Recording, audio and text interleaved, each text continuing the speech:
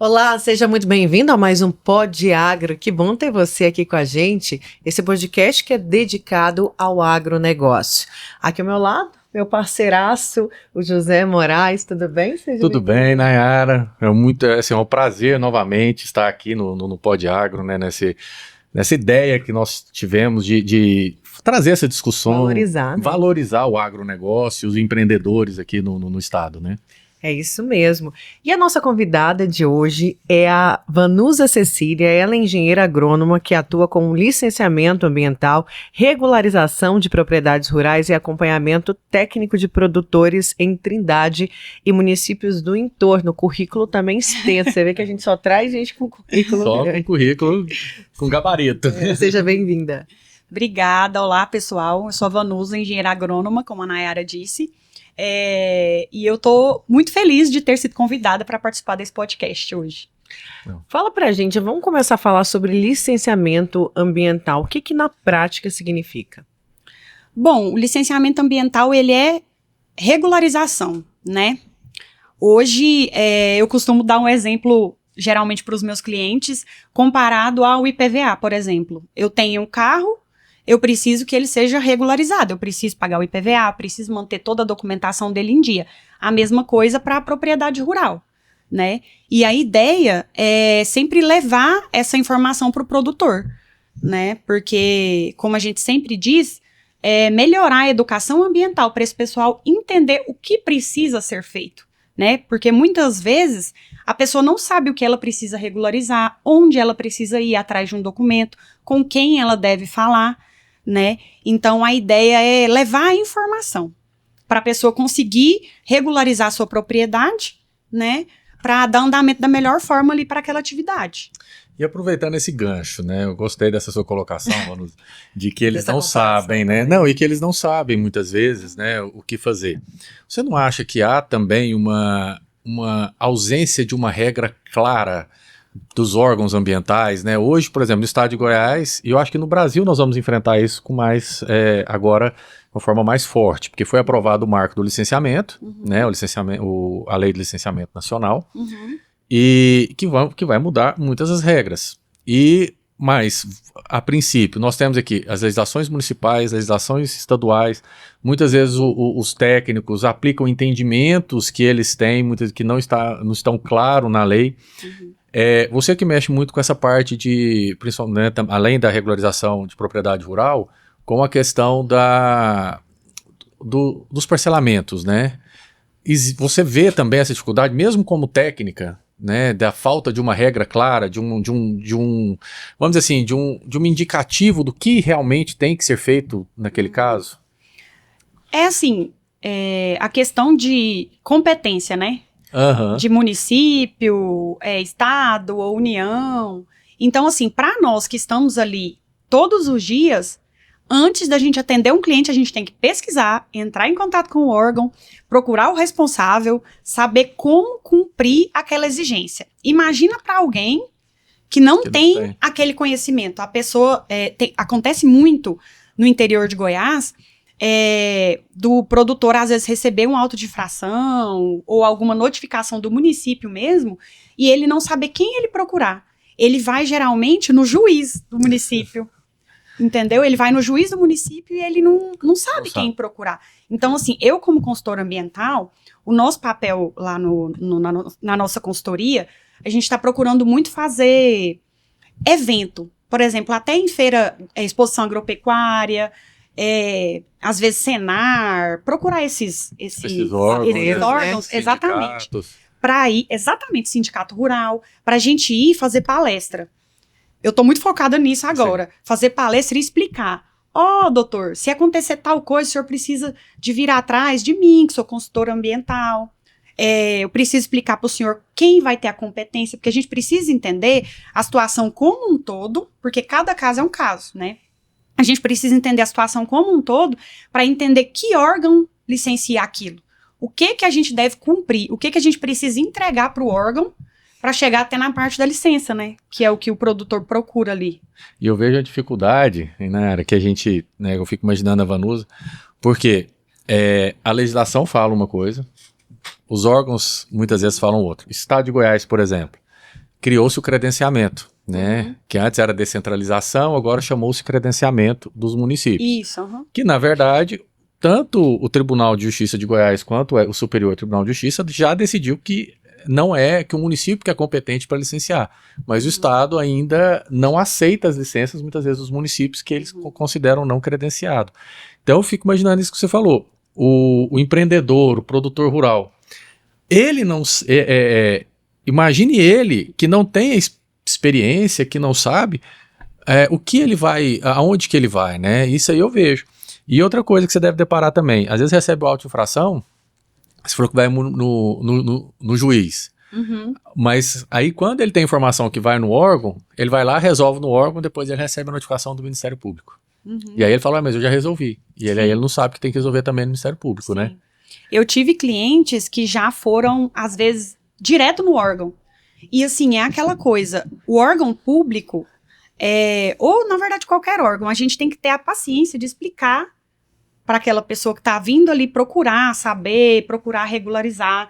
Só que não é assim que funciona. Então ele precisa de alguém, a mesma coisa do advogado. Ele precisa de alguém para fazer aquele meio de campo ali, alguém que entende aquela situação. Porque, por exemplo, o cliente às vezes recebe um auto de infração, ele não sabe nem por onde começar, né? Então ele tem que entender ali, procura um consultor ambiental.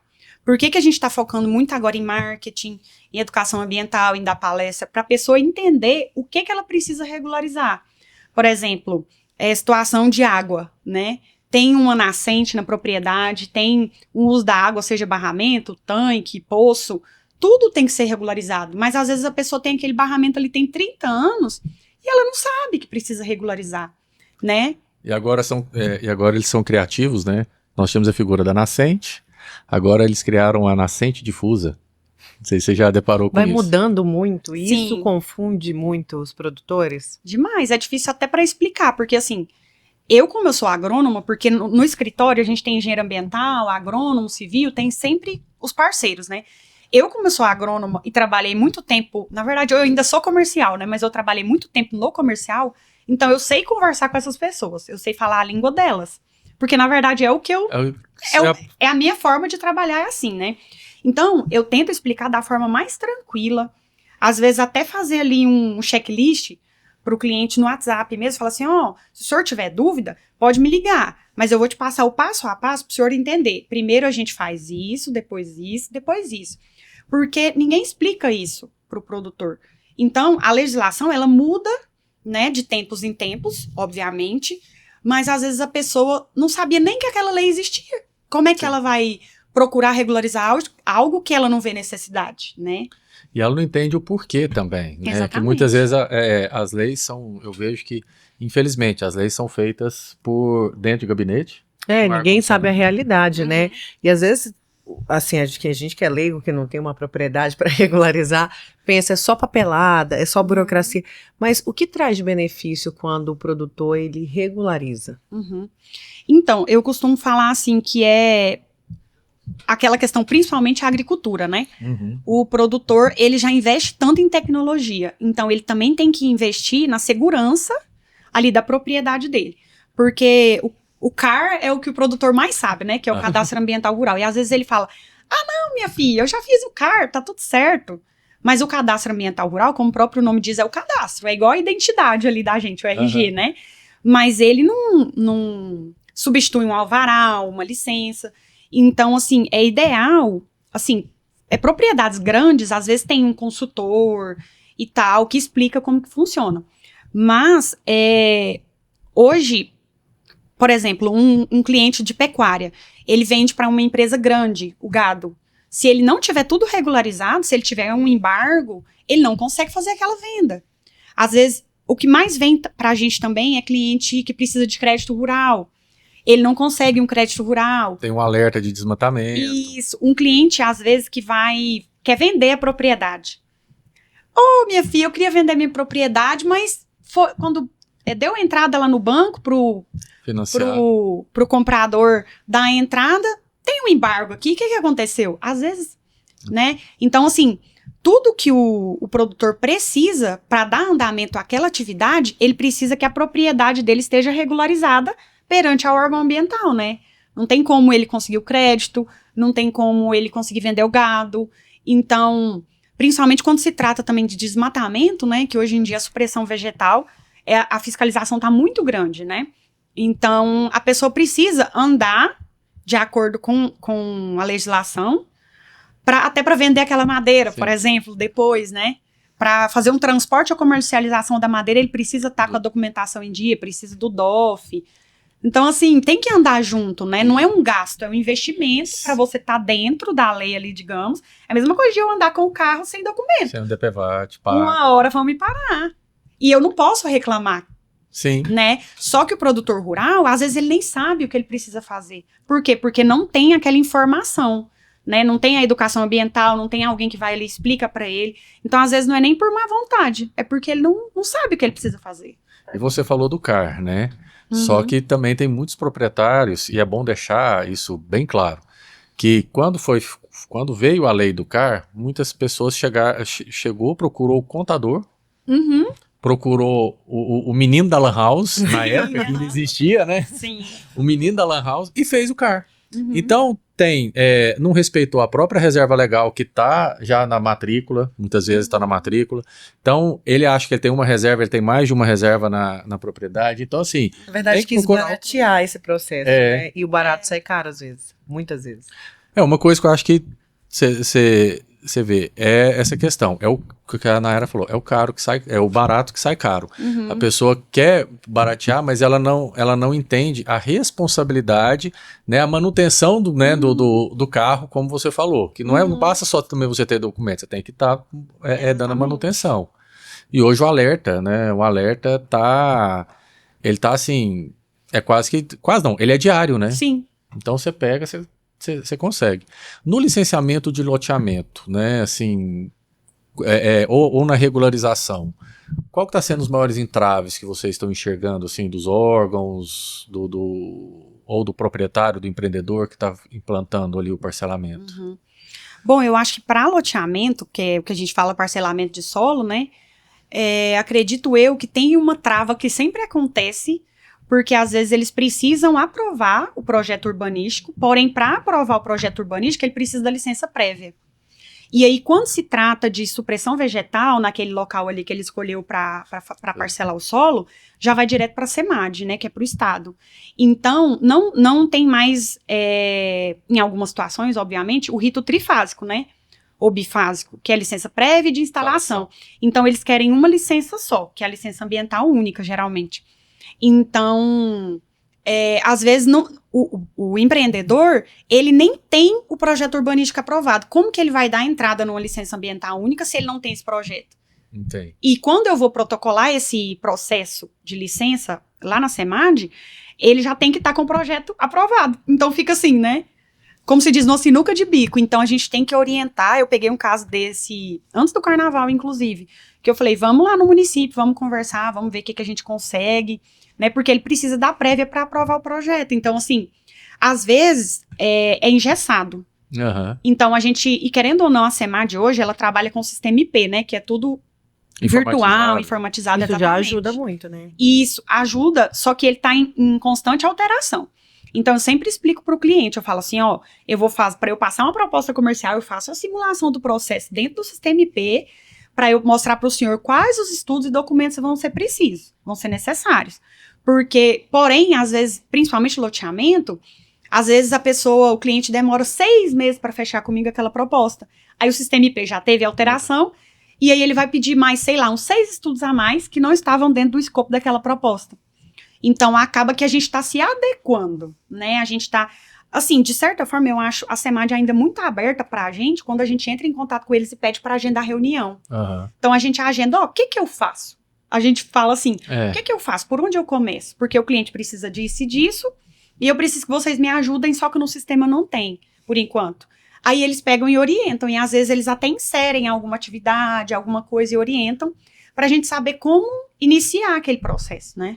Tem um negócio a conversar. E aí é o que eu falo, assim, quando eu estive na SEMAD, né, que eu fui lá de dentro, era uma crítica que eu fazia, porque eu sou muito municipalista. Eu sei que os municípios, eles têm dificuldade em se instrumentalizar, em em melhorar os seus órgãos ambientais. Só que eu acho que diferente do que a SEMAD às vezes faz hoje, que é quase que puxar o licenciamento para ela tinha que municiar o município. Eu faço um comparativo da seguinte, imagine se hoje o município, porque a gente sabe que a saúde também é responsabilidade de todos os entes, a educação também. Imagine se o município virar e falar assim, olha, eu não vou fazer mais posto de saúde e não vou fazer mais escolas. Eu vou deixar tudo para o Estado e para a União. Ele não pode fazer. Da mesma forma que eu entendo que ele não pode deixar de ter o órgão ambiental instrumentalizado e montado, né, preparado ali. Por exemplo, por que eu falo isso? Porque eu acho que o município ele tem muito mais capacidade ali de enxergar a necessidade, o que vai ser necessário para aquele licenciamento ali, do que o Estado. O Estado, infelizmente, um órgão ambiental, ele não consegue cuidar do Estado por completo. É porque, assim, a fiscalização dentro do município fica, digamos assim, mais fácil de ser realizada, né? Porque, por exemplo, ali em Trindade, que é o nosso carro-chefe, né? Às vezes, a própria secretária do meio ambiente já conhece o produtor fulano de tal. Então, ele vai lá e fala, me ajuda aqui e tal. Não no sentido de dar um jeitinho, mas no sentido de explicar a situação dele e perguntar o que eu preciso fazer, né? Então, quando se trata de municipalizar, às vezes facilita tanto para o produtor rural, ou então para aquele empreendedor ali que quer abrir um loteamento, porque querendo ou não, aquilo vai trazer um benefício para o município, né? Sim. Então, assim, é o que eu falo muito para os clientes. Eu falo, vamos lá e vamos conversar, vamos ver o que a gente consegue fazer no sentido de, igual eu falei, por onde eu começo, é um benefício para o município. E querendo ou não, a fiscalização, por exemplo, a gente tira uma licença ali para um loteamento, só que pela SEMAD. Toda licença vem com condicionante a ser cumprida, né? Que isso é um ponto muito... Que tem que bater na tecla, porque às vezes o cliente pensa, emitiu a licença, acabou. E não acabou, tem que dar andamento ali ao cumprimento das condicionantes e tal. Então, por exemplo, se for uma licença que foi emitida pelo município, o fiscal do município tem um acesso mais fácil ali, né? Tá mais perto, às vezes ele até conhece o produtor, né? Ele sabe o que fazer. Eu faço essa crítica de uma forma construtiva. O sistema IP, por exemplo, eu acho que foi um avanço, assim, saiu assim, 1000%. Porém, qual que eu vejo o grande problema do IP hoje? Que é a vantagem e uma desvantagem. Ele é muito engessado, né? Isso eu já conversei lá e os próprios técnicos lá entendem também que às vezes tem algumas situações que ele não consegue. Por isso que ele está em constante mudança. Sim. Né? Então, o município é mais fácil fazer isso. Vanusa, o bate-papo tá bom, né? A gente tá caminhando já, tô olhando aqui para os 20 minutos de bate-papo, nem parece. Deixa um recado pro produtor, principalmente da região ali de Trindade. Às vezes ele fica meio perdido, é tanta coisa que tem que resolver, né, no meio, e não pode deixar de resolver o essencial, o principal. Faz aí, dá esse caminho das pedras e claro que pode contar com a ajuda de profissionais como você. Certeza. Eu acredito que em Trindade tem muita gente querendo deixar tudo da forma correta, né, dentro da propriedade. A maioria do pessoal que entra em contato comigo já fala, Vanusa, eu não quero fazer sem documento. Às vezes, Vanusa, como que eu faço para abrir um barramento? Eu explico. Não, tudo bem, eu vou esperar sair a licença. Então, assim, procura um consultor ambiental. Às vezes, se tiver com dúvida, procura ali na região. Sei lá, coloca no Google, consultor ambiental, no Instagram. Às vezes, se o empreendedor ali que a gente fala, o produtor rural, é um pouco mais de idade, pede um filho para ajudar, procura um consultor ambiental e explica o que eu faço para regularizar a minha barragem. Aí a gente vai explicar do começo até o fim. Mas é importante entender que o licenciamento ambiental, ele não é gasto, ele é investimento, né? E ele é uma forma de regularizar a sua atividade para você não ter uma trava lá na frente. É melhor você iniciar a sua atividade de forma legal, né, e dentro dos conformes, com tudo certinho ali, do que você começar a fazer da forma errada e às vezes tem uma multa, porque a multa, aliás, o auto de infração, né, porque o auto de infração ele geralmente vem com multa e embargo. Então procura o consultor ambiental, vê isso como investimento, às vezes você vai ter um gasto financeiro ali agora, mas lá na frente você não vai receber uma multa muito maior, uma coisa não esperada, né? E tenta regularizar também, porque, por exemplo, principalmente barramento e uso da água em geral, né? Já acontece na propriedade, né? Então, vamos parar para pensar, eu tenho uns da água aqui, tá puxando água direto do rio. Como que eu faço para regularizar isso? né? Sempre há tempo. Eu costumo falar que sempre há tempo para resolver. Então, procura um consultor ambiental, a gente está à disposição, a gente está, desde 2018, atuando ali em Trindade.